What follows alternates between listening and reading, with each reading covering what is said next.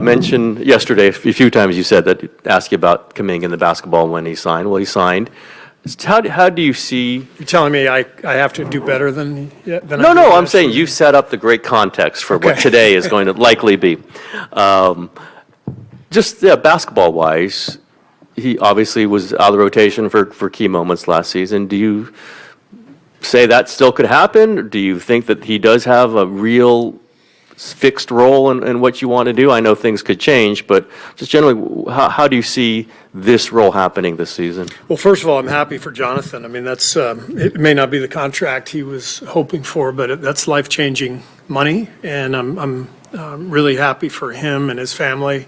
And the whole idea is to help him get better, help him become the player that he can become, and sign a few more of those contracts. And that's what he has to focus on, and that's what I have to focus on, the getting better part, where he can help us. Because that's really been, kind of the thing that's held him back, right, is what we need versus what he wants to do. And there's no denying that that's been an issue. And there's no denying that there's a place for him on this team. We don't have that big athletic wing player like he represents. But the fact is we're going to run our offense through Steph and Jimmy for obvious reasons. They're two of the best players in the league. They create stuff for other players. So JK, the more he can defend with activity, rebound, run the floor, then the better chance he has to play. And so everybody progresses at a different rate.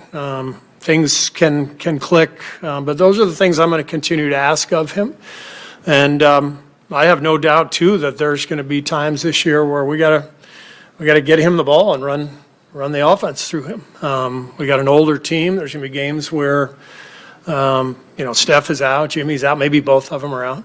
So we're going to ask JK to do what we ask every player to do, and that's commit to whatever it takes to win the game. That's the idea. Plenty of this summer's negotiations. Say it again? Plenty of this summer's negotiations were about him maybe trying to get elsewhere, and even the contract he signed, sets it up to him potentially being traded come January. How do you, as you try to, coach day to day, deal with that? That's going to kind of be looming in the background. The first thing is a great conversation with JK. I mean, that's to me, this is at the heart of any good team culture is communication. We have to have a really good sit down, and he and I have always gotten along well. There's never been any issues on a personal front for us. It's just about fit, and it's just about what we need, and it's about how he sees himself, how we see him. So that means we have to have a really good conversation before we start the season. I mean, for sure in the next couple of days, to make sure we all get on the same page. What message do you want to get across in that sit-down conversation? Basically everything I've just talked about. How can you find your way into a really good role? What does that mean? What our team looks like, everything that that I've been kind of discussing here the last couple of minutes. And then just how much do you want to use the first part of the season, first 10, 15, however many games, to see some of those combinations that we might not have gotten to see that much in the second half of last season? Jimmy and JK, Draymond, Jimmy, JK. Yeah, I mean, we'll absolutely, throw that lineup out there. We also are going to, fit Al into the group now. I mean, we got to see him and how he impacts things, and so we've got a lot of different lineup combinations that we need to get to. And as always, we experiment, and we have both the eye test and the numbers. I don't know if you know this. We got like 10 people down there crunching numbers, giving me everything, the lineup combination-wise, two-man combinations, three-man combinations. So we take all the data, we look at everything on film, and we make decisions based on what gives us the best chance to win. Steve, just to follow up from yesterday, did you talk to him at all, Jonathan, during this process? I reached out to Jonathan quite a bit over the summer. This is, I always operate this way, I am constantly, talking to our players and reaching out and offering help. And you mentioned it yesterday and today. Several of the veteran guys mentioned it the other day. There's that separation between business and basketball. Why aren't you guys concerned that it could be a lingering distraction if things don't go his way early? I mean, we got a good team. We got powerful leadership in the locker room. I've known JK for 4 years now. He's not that guy to come in and, tear a team down, We got a ton of depth on this team. We got a lot of people who can play. We got a lot of guys ready to step in. Jimmy instantly changed our team last year. Jimmy is an alpha. Steph and Draymond are alphas. They run that locker room. I'm not worried about anything. How crucial is the Al Horford addition? It's huge, to have not only a space five, but it's not just any space five. It's Al Horford. I mean, rebounds, defends, smart, good passer. Just watching him today, you could see the fit, how smooth it is. He could play with Draymond, space the floor as a five. He could, play with Trace, and Trace could be the dive man. We could play two bigs with him. He can also play the five himself. We could have a 5-out lineup. So Al's versatility and, the fact that he fits in any lineup just makes him hugely valuable right away. Hey, Steve, how do you personally measure growth on and off the court as you enter a new season in hopes to win another championship? Sorry, how do I measure what? Growth on and off the court. Growth on and off the court? Yeah. As it relates to what? As you enter another season in hopes to lead to another championship. Growth for our team? Yeah. I mean, you get a feeling, you get a vibe as a coach, early in camp, what kind of team you have, what you need to see, and then you try to present a vision for the team, and that your culture is, always trying to get the best out of everybody, give the guys a great vibe that they get to feel every day and enjoy practice and enjoy the process. And we try to do that every year, but every year is different, and you have to get a feel for your players to know kind of which buttons to push, what moves to make, that kind of thing. With DeAnthony Melton coming off a knee injury, I was wondering for you, what are your expectations for him coming into this season? Is it you expect to see what you saw last year, or do you expect it kind of a little bit slower progression? I think he's right around 9 months from the ACL.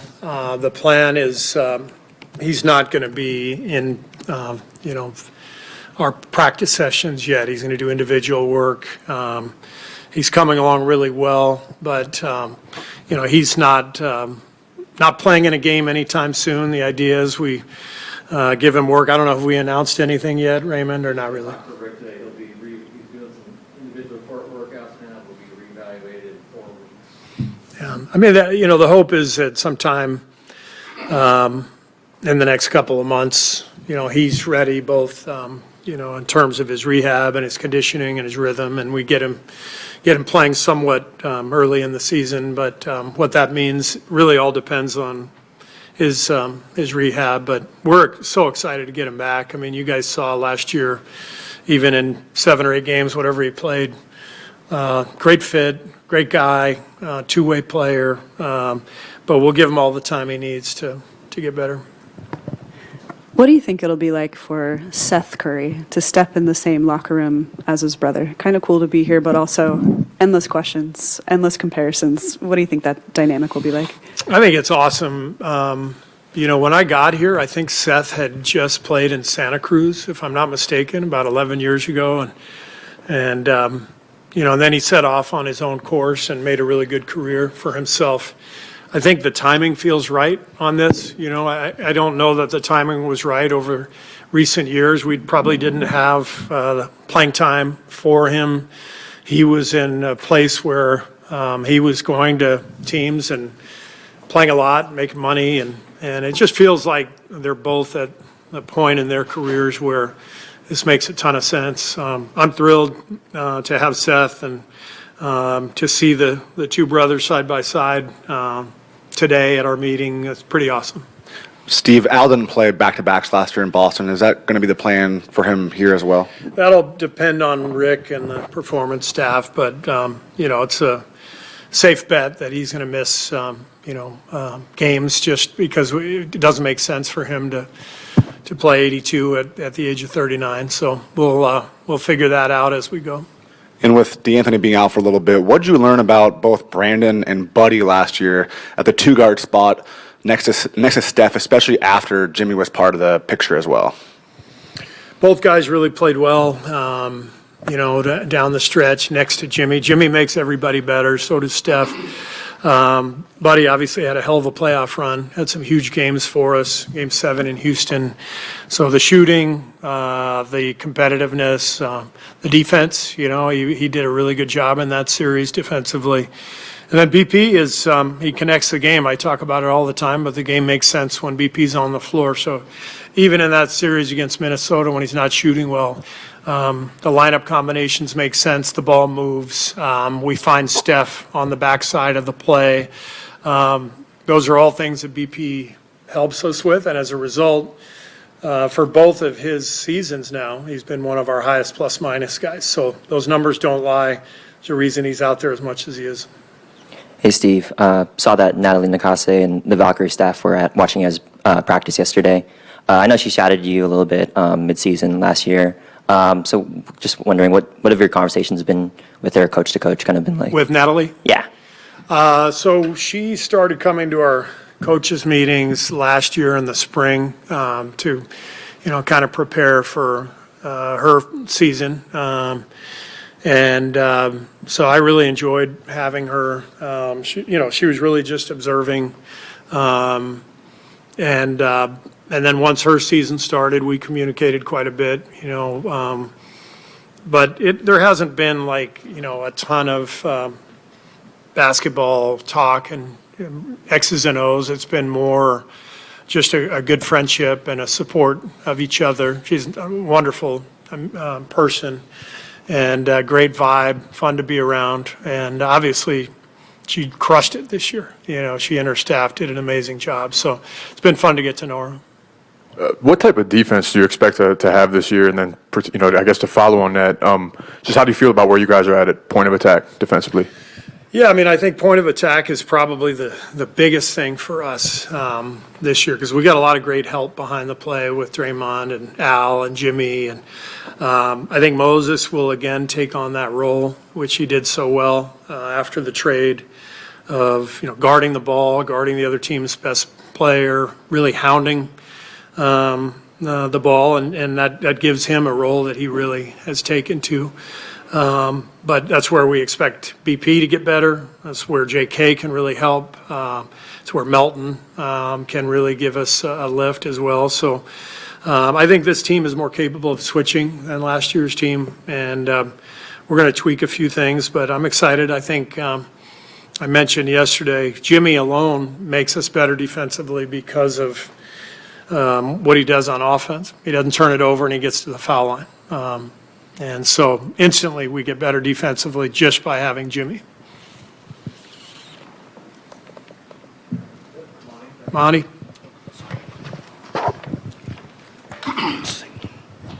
There's this, it was 92 days from July 1st to yesterday. As this thing played out and Joe and Mike and John were doing their work, how much communication, I guess, was there with you, and how comfortable with what they were doing were you as you watched this thing play out?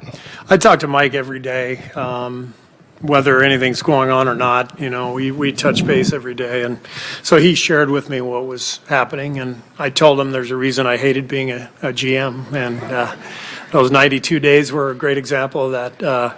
So I much prefer being a coach and letting management handle all the contract stuff. So when you look at the way it ended up, how do you feel about the way it ended up in general? I learned a long time ago, we are all worth exactly what we can negotiate. That's just the truth.